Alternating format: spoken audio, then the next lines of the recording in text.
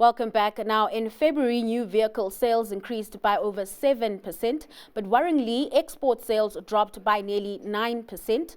New data is expected today, but the export narrative remains a concern, with U.S. President Donald Trump's 25% tariff hike on imported vehicles taking effect tomorrow.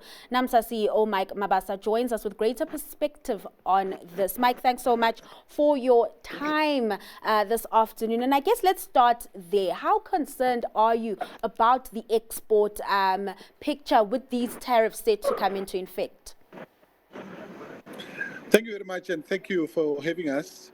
We are certainly not surprised by the announcement that came through from the U.S. We were expecting some announcement from that country at the back of President Trump's very, very persistent indications during the campaign train last year that he really wants to strengthen the manufacturing base of the automotive industry.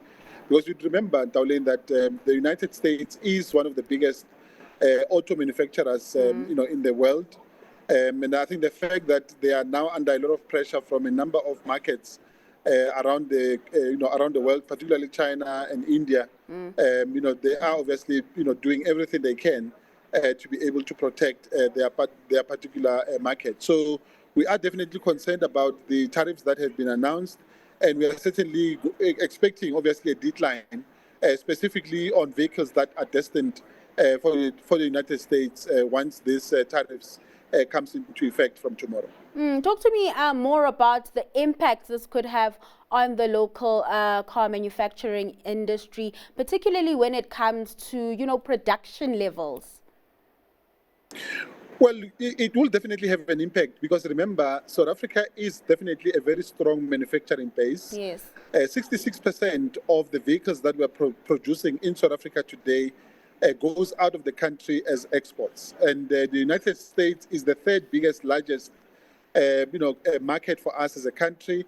You've got brands like BMW, which is producing an X3 from the Roslyn plant in Pretoria, and also Mercedes-Benz from East London, that are exporting some of their vehicles very, very strongly into the United States. So there's no doubt that there will definitely be an impact, particularly for those two brands that are going out of South Africa into the U.S. market in terms of these tariffs that we have seen announced by the president of the U.S. Last week. So yes, tariffs are concerned, but I guess an even bigger concern here is that South Africa may miss out on the additional benefits offered by AGOA, Mike, due to, of course, the current strained relations with the U.S. This could, of course, impact South Africa's, appeal to international automakers looking to establish and continue operating their manufacturing plants in the country. Talk to me about what this could potentially do to SA's investment case as a key exporter of vehicles. Well, look, it will definitely have a very huge impact for South Africa as an exporter of vehicles. Because remember, we are currently exporting vehicles to 148 different markets around the world, including the United States. And that's why we are now calling on the South African government, because we are aware that some of these decisions that are taken by the Trump administration are also, the strain has also been put by the fact that South Africa has a very strained relationship with the US, and we are definitely asking for our government to accelerate and to also open diplomatic channels in order for South Africa and the United States to sit around the table to address a myriad of issues that we have seen coming through since Donald Trump came into office, at the beginning of this year.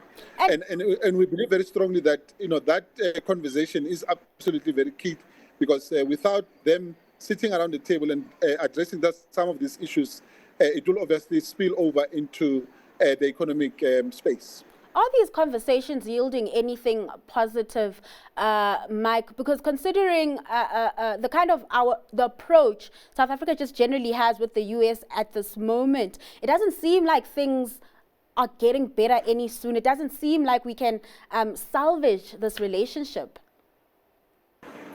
Well, look, we are very optimistic, Taulene, that the fact that South Africa this year is hosting the G20, we believe very strongly that they should use that leverage and obviously that platform to get closer, not only to the United States, but also to other markets in Europe and Asia and many other markets, in order for them to be able to really strengthen our diplomatic ties and also trade relations with these particular countries. And I think the relationship with the United States in particular, South Africa needs to pay a very special attention to that particular relationship. The fact that our ambassador is back in the country after being declared a persona non grata by that country is definitely a concern, because our diplomatic relationship with that particular country is currently at the all-time low. So I think South Africa needs to take extraordinary measures to recalibrate that relationship, because we are definitely concerned that without that relationship, the economics and also the trade relationship we have with the United States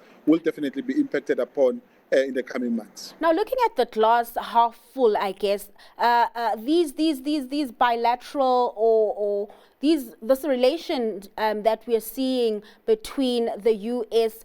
and South Africa does, I guess, present an opportunity for South Africa to then penetrate other markets, right? Perhaps even looking deeper into Africa, into Europe.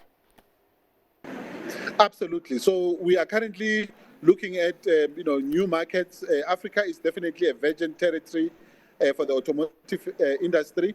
We are also encouraged, Ndaulem, by the fact that a number of African countries which traditionally used to import second-hand vehicles are beginning to push back on the frontier of second-hand. They are now beginning to import brand new vehicles, which really begins to create new opportunities for South Africa.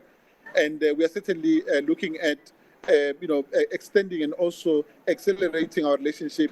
And the fact that also the African Continental Free Trade Agreement is now in place, we believe very strongly that that is obviously going to come in handy to really help us to be able to accelerate some of those conversations with our sister countries across the continent, so that the vehicles that we are producing in South Africa can definitely be able to find their way into new markets, particularly in the continent of Africa. Mike, thanks so much for your time and just sharing your insights. That was Naamsa CEO Mike Mabasa.